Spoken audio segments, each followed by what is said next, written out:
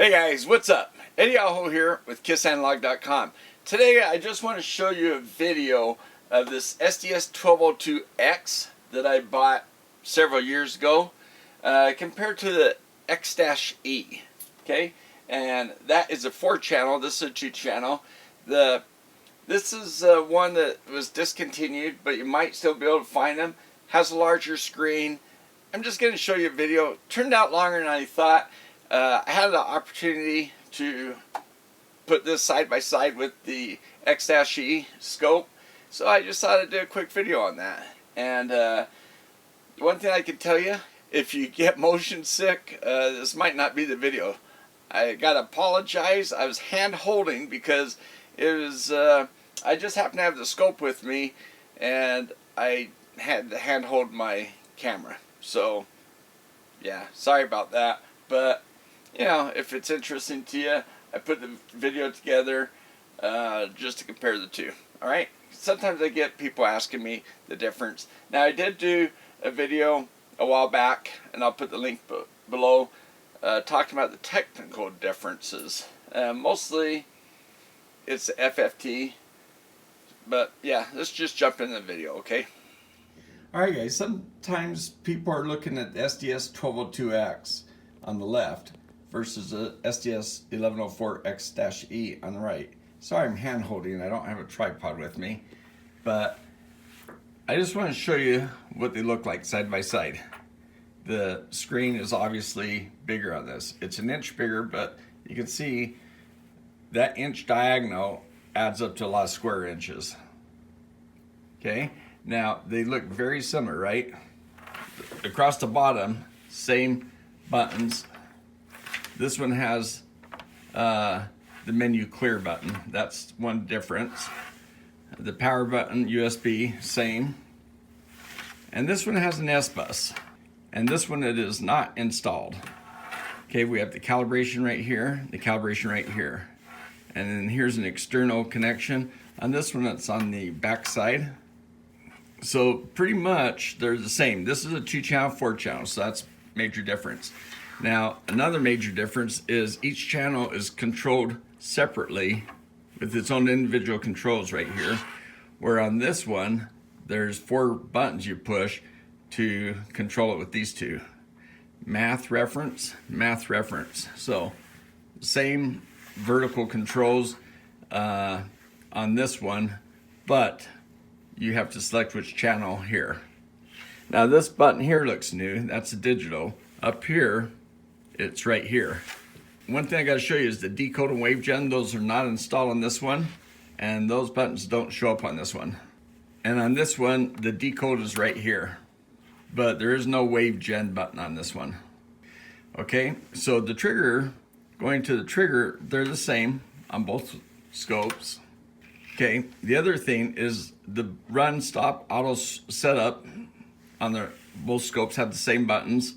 This one has the default right underneath the auto setup. The default on this scope, it's over here.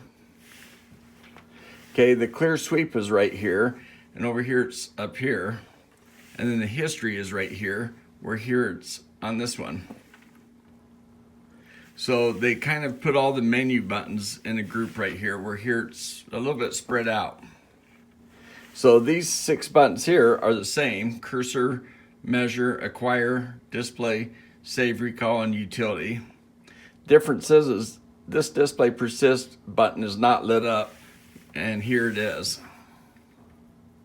So that just makes it obvious that that is in operation if you have that light on. All right, the buttons themselves, they're all push button. Okay, so they're all push button, so that part of the function is the same as well. So a lot of similarities. The this control snap button here is the same on each one. They're both 1 gigasample per second. 1 gigasample per second. So they both have that. Now this one is a 100 meg scope, and this one's a 200 meg scope.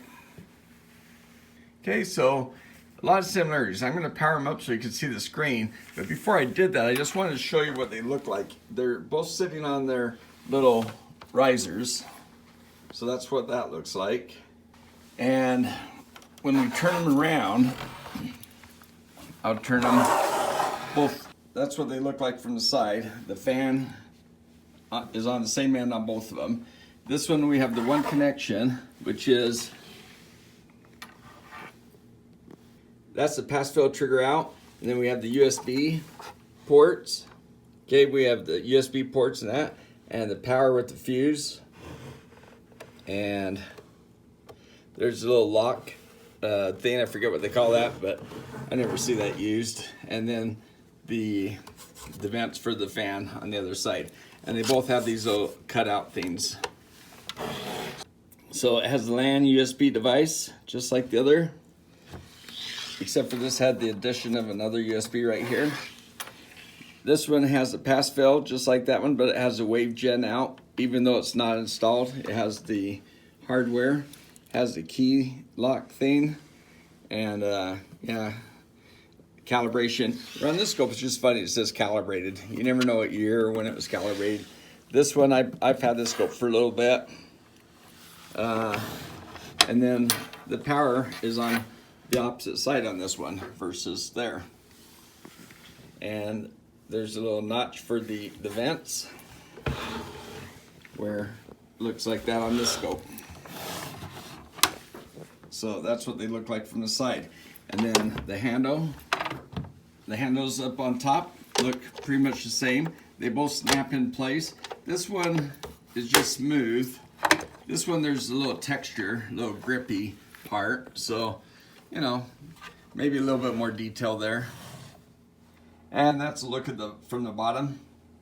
So, same kind of rubber feet, and stands are very similar as well. Okay, so let's go ahead and power them up and I'll show you that. All right, guys, got power cord on. I'm gonna turn them both on. I'm not, you know, I don't think there's a race, but sometimes if they're certainly slow, maybe makes a difference, but otherwise, I don't think it's a big deal. Otherwise, I don't think it's a big deal.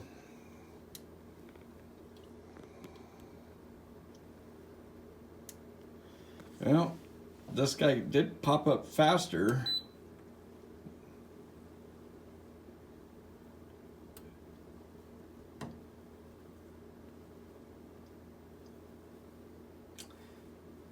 Okay, now that one is up. Okay, so I want to show you some differences in how they operate, okay? Now, you can see the screen size difference. I'll get zoomed in here as close as I can so you can see. All right, guys, I got scope probes hooked up, and I'm going to hit the auto setup just so you can see how that works on each one. But one thing I want to point out a little closer is this. Very obvious, the cowl and the ground. On this one, you really have to get down close to see which one is which. There you go. So that one there you really have to get in there close to see. All right, so now I'm gonna go hit auto setup. I'll try to hit them both fast so you can watch them set themselves up. One on the left is done. I don't think I hit that good enough, the one on the right. Or I'm not sure what's going on. Okay, here. I didn't have scope 1 selected, so maybe that's why. There it goes. All right. So if I mess these up, I can mess these things up, and then I'll hit them again.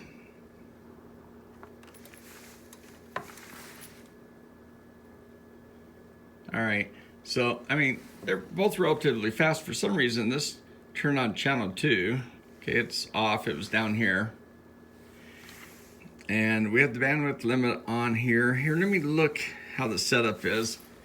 Okay, I'm showing you this screen here. And when I hit this, you can see across here, AC bandwidth limit, none, where I turn it on. Course adjust, fine, adjust, probe 20. Then I can sit here and select which probe it is. Go down times 10. impedance 50 ohms. This one has the impedance select here, okay? The other one does not. Then I go to page 2, and there's volts or amps, okay? So AC coupling, I can toggle through them. Okay, we'll put on DC for now.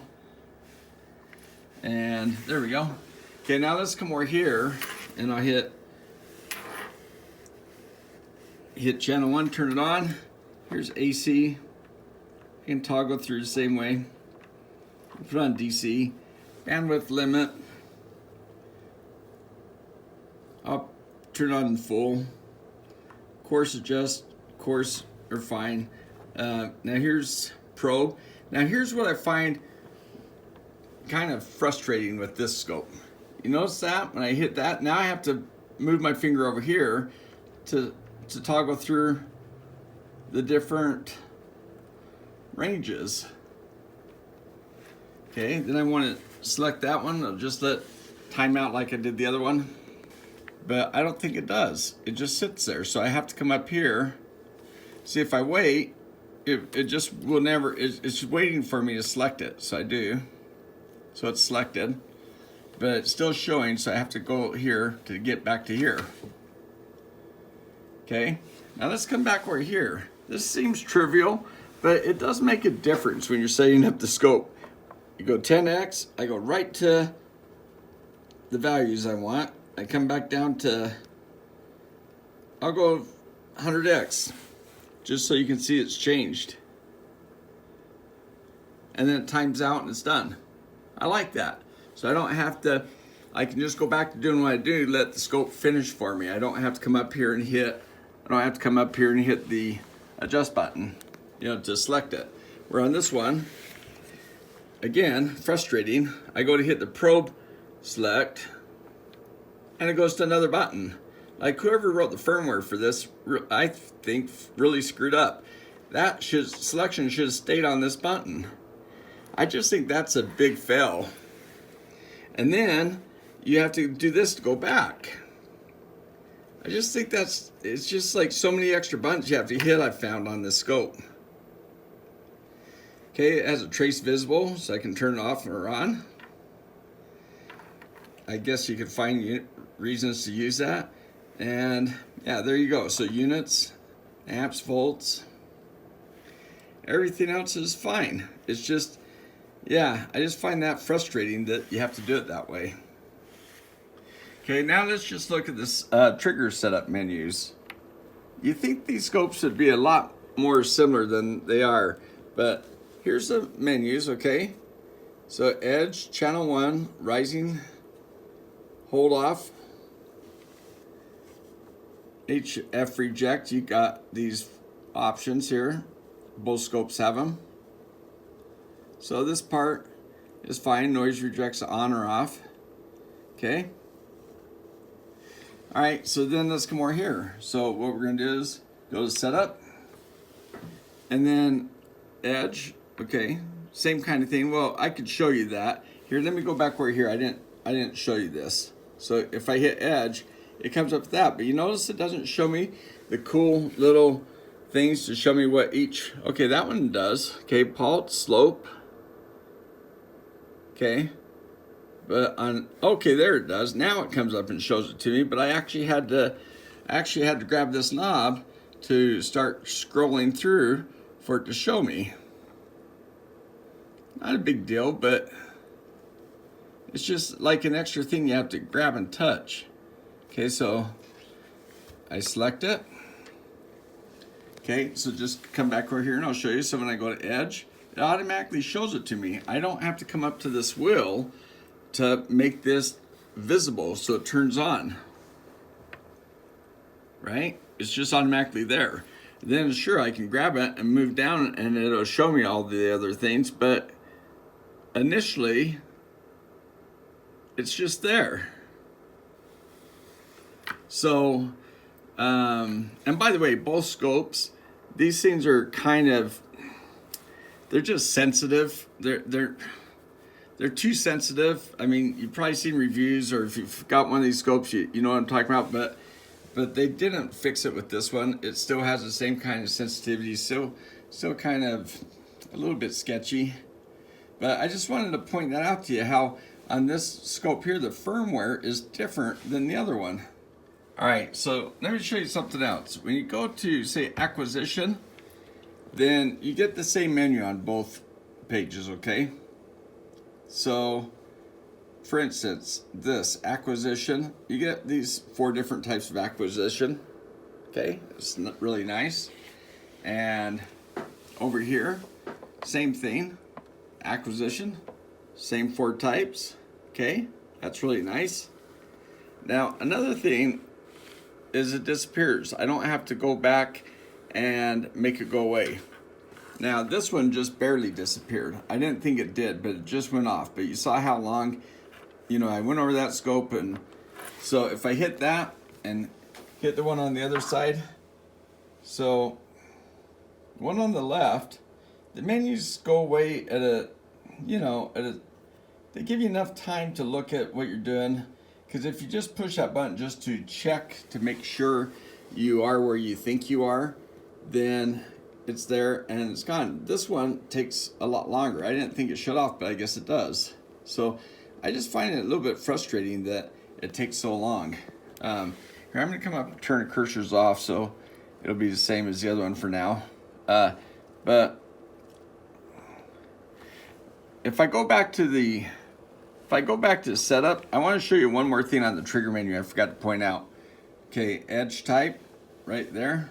Now come over here, go to setup, and same menu, but see, slope rising, it just kind of shows me a little picture on the icon of what it's doing, rising edge, falling edge, and alter. And over here, it says slope rising, but it doesn't show me the little picture. See, the little pictures are gone. They just don't seem like they went to as much attention and detail. Just one note on the display. The display is smaller on this, the Dash E. Now, look at the hertz up here in the corner. Now, see, I'm holding my phone down, you know, close to the bench, so you can see it clearly, but from where my face is, the top of the plastic kind of hides a little bit because the display is small. And even though I have the feet up, see, when I turn it up like that, you can see it better. It's just a small kind of irritation. I have to kind of, I find myself dipping my head just a little bit to look at it. Where over here, it's very clear. See, if I go up high, I have to go really high angle. But if I'm right here, that angle, now I'll just slide over. You can see the difference. It's just a small thing, but you know, it is a difference in the display. It's not just that, but also across here it's kind of cut off a little bit. Of course, these things are smaller too because the display is smaller. So, you know, shows you your 10 volts per division, your 0, 9.8, has your trigger here, the gold and blue here. So it shows trigger positions.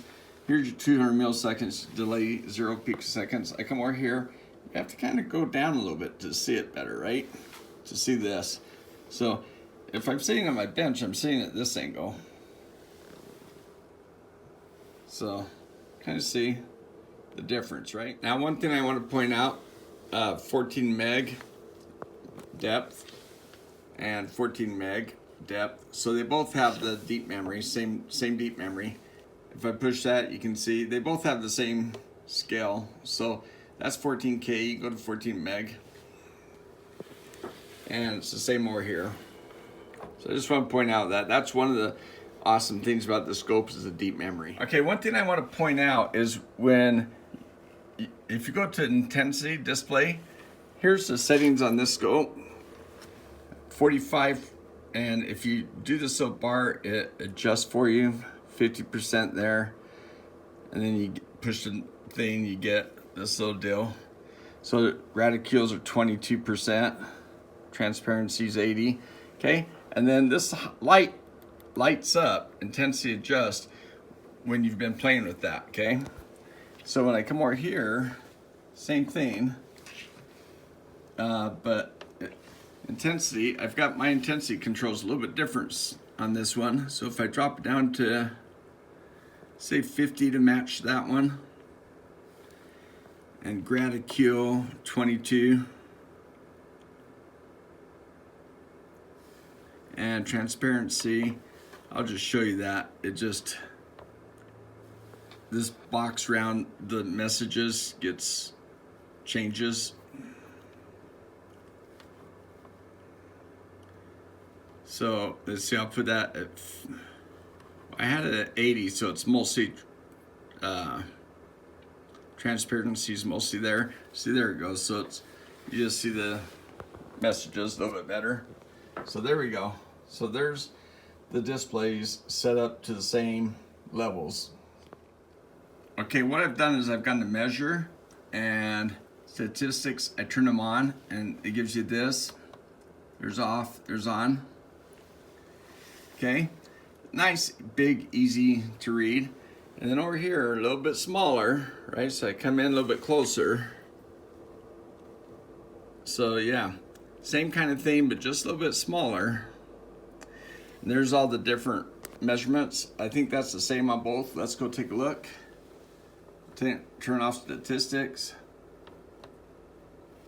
And there's type. Again, a little bit easier to see, but I think it has the same measurements. You can kind of compare, but you can see how a little bit difference in size. All right, guys, one thing I want to show you is the FFT. The FFT on this new one has 1 million points, which is pretty incredible. But you go math and then FFT, and then you have these menus. You can select your source, which we're in channel 1 here, and you can configure it. So let's hit that. You have this auto set, which I'm not going to hit that right now because I'll explain in a moment. Maximum point 16K, so 16,000, but look at all the options you have. I'm going to show you that in a moment here. And then you have this display screen. They both have this, you know, where you can put the graphs on top of each other, use the full screen, or you can exclusively look at the FFT, or you go to split screen. So for now, I'm just going to do that. And then you have normal mode and average and max, okay? So you have two windows. Vertical controls, you set your dBs per decade, you know, your scale, your reference level, and dB volts, or, you know, you have those options there, volts RMS or dBm. But now look, external load. See, I got some adjustment here. Okay, so my external load right now is pretty high, so I'm just gonna see if I can go to 1 meg. Okay, cool. So that's right. Okay, then, so that's my vertical. And here's my horizontal.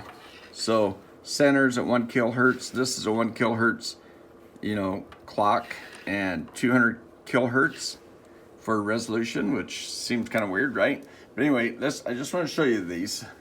So same thing, math, FFT, but the menus are different here. Here we have channel 1, same thing. And you got the filters, the same as we do on the other one. I didn't show you that, but they're the same. And then you have horizontal. So then you have your horizontal right here. You don't have a horizontal button that takes you to another page. It's just right here. Here's your center. Here's your hertz per division. Then you go to the next page, and then you got your vertical. So your scale, your reference, dB. So it's the same thing here. And you can toggle through these things. So it works. That works a little different. You don't get the menu, but you have the same options. Well, except, I'm sorry, you get decibel volts RMS or volts RMS, but you don't have the dBm. Okay, so, and then you have your same windows. Okay, I can go exclusive, or I can go full screen, or split. Okay, then I got a third page. So I got the max hold, auto set, and here's my max point. So see, I don't have as many points, 16,384. Okay, now I can hit this auto set, and it kind of captures the wave. It starts it right here in the middle of the screen. I'm not sure why it starts off in the middle of the screen, but that's the way it does it. Okay, now we've only got a couple cycles, not even a full cycle. We got just a little more cycles. So that's why we don't have a lot of resolution on our FFT. So we do this, see, and both scopes come up with these little displays on the screen when you're changing them. So when you do this, look at that. Now I'm starting to see my spikes, because I should have a Fourier transform of a square wave, which is a whole bunch of harmonics, right? So when I do that, I start getting all this stuff. Okay, now it's auto setting. So here, let me do this again. Now I'm 1K and 3.5K. So it kind of zoomed in like that. So I can take this horizontal screen. Okay, so I might want to come out here, go back to here. And so there's my things, but it doesn't look like a lot of resolution. So that's why you have to get a bunch of cycles so you can get some good resolution. And you see these getting thinner and thinner as I do that. But it's also auto changing this because I have auto set. Okay, so now if I go back to this page, I go to center. All right, right now it's 1 kilohertz per division. So I can adjust that. And let's see if we can, no, I can only go down to 1K. I can get worse resolution, which gets me, all right, so 1 kilohertz per division, I got these in this out 6K. So if I do this, now I'm at 51K.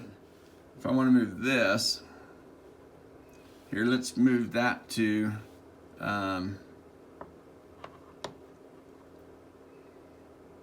let's put it at 20K.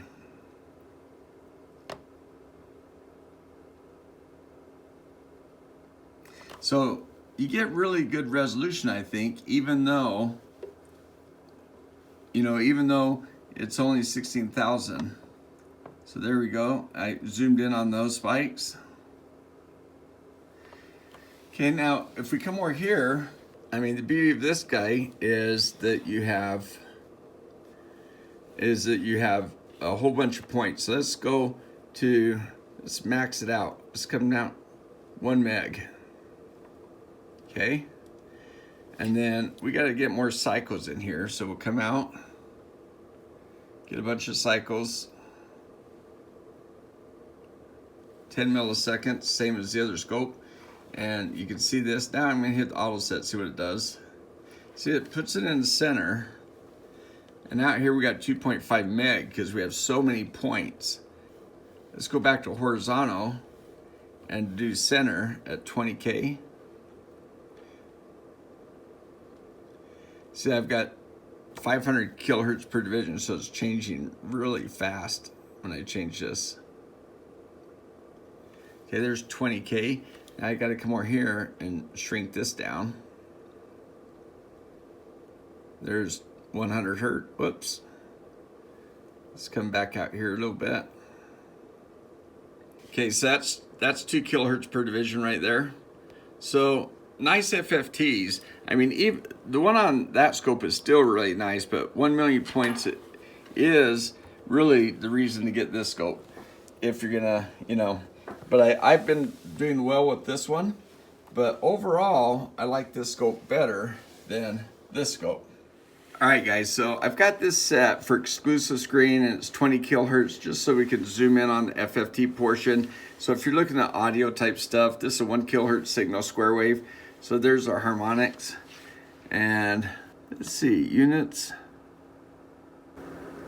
dB volts RMS, okay? So that's kind of what we're seeing.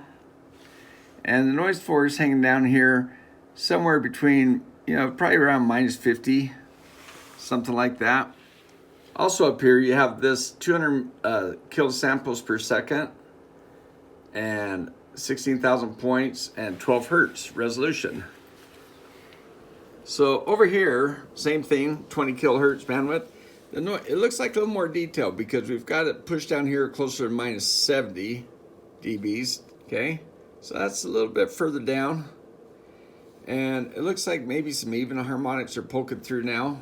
And the information up here is 25 million samples per second, about 1 million points, and 23 hertz resolution. So, yeah. very similar, but with a million points, the FFT is a little bit nicer on this one. You know, I like the screen size on this. Overall, if you really want the FFT resolution, then this would be the guy to go with. Some of the menus and some of the things I just like a little bit better on this one. When I first started using this, it was just different enough. I could tell it seemed like a different firmware engineer wrote the software on how this thing operates. They just operate a little differently. Okay, one more difference that I think is worth mentioning is under utility button, you get these menus, okay? System status. Okay, that's the system status on this guy. And, you know, self-cal, sound, language, and that's first page. Second page, pass-fail, I/O. Third page, update, do self-test, screensaver, and options, okay? And then here's a type of generator, but it's not installed, so it's interesting because it highlights as if it's installed. So that's kind of interesting. Okay, so they both do decoding and stuff for digital stuff, but here, let's come over here and look at this page, system status. Okay, there's the software versions and everything we're looking at. Do self-test, quick cal, sound, language. So more stuff on the first page, it seems like. Pass-fail I/O, but look at this, Borbede plot. Let's come back to that. Page 3, update, self-test, screensaver, options. You know, nothing's there. So, yeah, let's go to page 4. Power online disabled, reference. So, you know, another page, looks like some more stuff. Maybe they're hidden in the menus over there, but here, let's go back to Borbede plot. So now you have this Borbede plot. You have this configuration, source, USB interface, USB connection test. So it looks like it's set up where you could do some sweeps, right? I think what you have to have is the generator that they sell externally connected to this to run the Borbede plot. But it is nice that they've got the software built in, and on this one there's no Borbede plot option. All right, guys, I thought I'd show you the decode pages on both these scopes. Are slightly different, but there's decode, and here is protocols and decode 1, decode 2. I'm not a digital guy, so yeah, I know very little about this stuff. So channel 1 and threshold, okay, and signal, yeah, so there we go. Configure, baud rate, okay, 500 kbytes, I don't know. Display on, off, so you get your display, and it, I don't know if this is from the last time they did something. I don't see them updating, but yeah, so I'm not sure if it's capturing anything or if that's just old data. I don't know what's going on, sorry. Okay, on this one, same thing, decode's on, and same kind of deal, decode 1, decode 2, protocols, the same kind of thing. Signal, now this was a little different. Channel 1, a threshold, you got another, you got the CAN H and CAN low. So, yeah, a little bit different on those, but I don't know how to set those up. I'd have to play around with that to, yeah, over here it shows S1 CAN and S2 CAN, and over here I only see S1 CAN, so not sure what's happening here. So configure, decode CAN H, CAN L, the difference between them, I guess. Baud rate, let me see if I come down to the same baud rate as the other one. Maybe I could even, wow. Okay, now it popped up. So if I go a little slower, it catches things. And here's the words down here, it looks like. So it looks like it's actually doing stuff. So just wanted to show you that. I plan on learning a little bit more about this so I can play with this a little bit more. We'll slow this one down too. Slowly triggering. I got the time bases just set the same.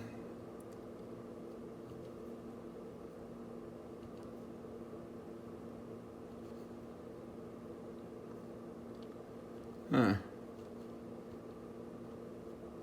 All right. Yeah. Don't know. But I noticed those windows were not updating, but yeah, now they're not doing anything. So yeah, anyway, just want to show you that. All right, lastly, this scope does have the navigate buttons right here, so that's nice. So it does have some navigation buttons. Okay, so since I showed you this, what I also want to show you is, all right, if you go to acquire and you go to sequence, you got, you can turn on your acquisition mode and set your segment so you can have that segment memory thing happening. But the other thing you can do is you can come up to history button right here, freezes the scope, but then you have your play buttons and you have your list of things you've captured, and you can go through that too, and you got your frame numbers. So it's on the screen as well, and over here same thing. So come up to history, turn it on, freezes it, then come over here and you can go through your captures, and you can turn on your list to see what you've captured up here, and then you can go through each one of those things. So you can stop it or you can play it. So yeah, just wanted to show you that there's those options too. All right guys, sorry about the camera movement. I did warn you, right? But if you thought that was worthwhile, thumbs up, free way to help the channel.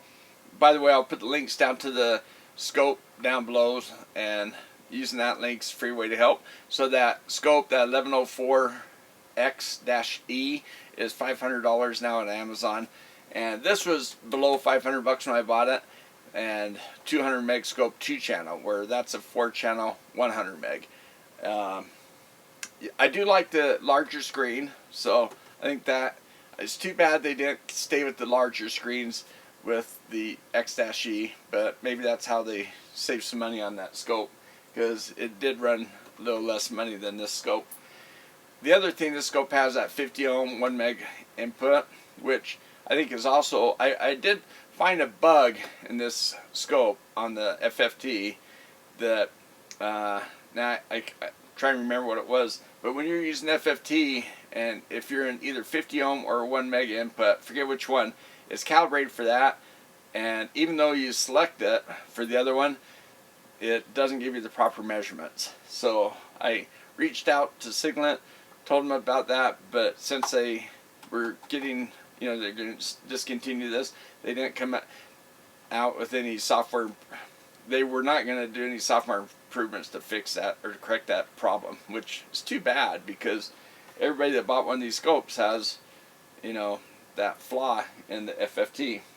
But that's one bad thing about them, I guess, is that, at some point, whatever last firmware update they sent out is going to be the last one when they discontinue the scope, so you're just going to be stuck with errors or problems.